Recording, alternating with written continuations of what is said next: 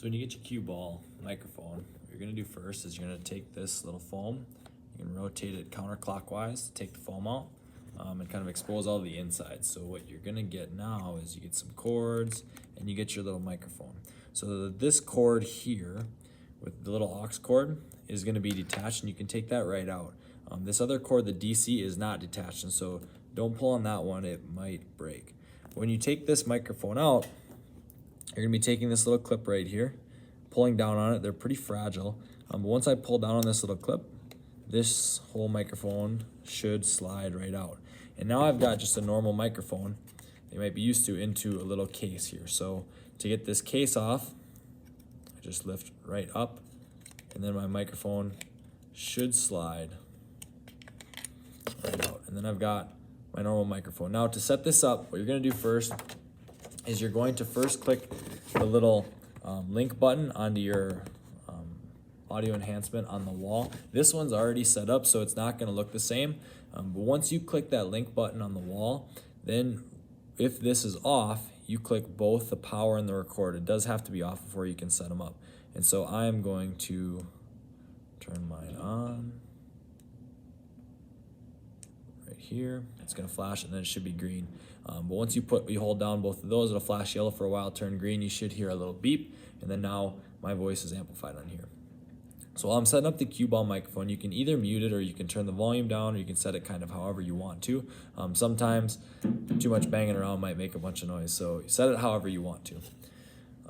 When I get this set up, this opening here is where the volume and the power button, mute button are gonna fit in. So it just slides right into there. And it should look like that when you're done.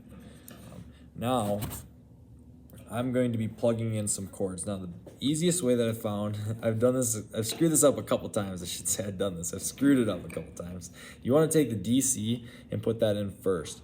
And so I'm gonna put right in the DC in is where this little guy goes. So plug in there. And it's nice to do it that way because then the cord can get underneath before you get everything all into it. Right. I'm also gonna plug this aux cord right into the mic in jack, right there. Okay.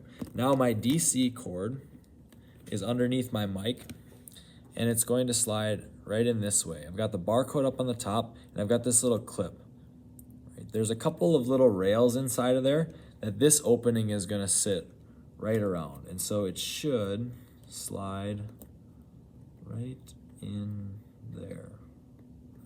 Now if your cord's a little bit too tight or it got under the rails, you might have to finagle around with it a little bit.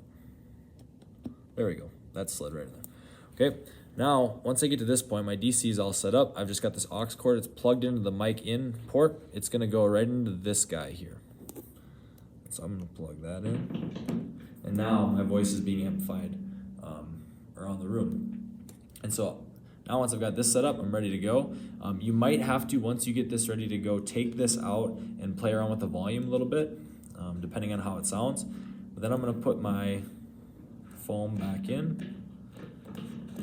Make sure there's nothing in the way. And I'm gonna rotate it right clockwise. And now I've got my microphone. So it works pretty good. Put it close, it amplifies. And it can be kind of tossed around. It doesn't make too much noise. It's a little bit muffled of a bump when it gets tossed, but that's how you set up your Qball microphone.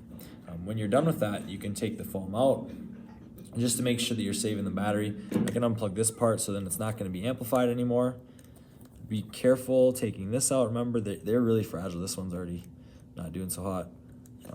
Take it out, and then I can just hold down this power button here, and that should turn it off. Then I can store it back in there for the next time that I use it. But that should be the process for setting up your microphone.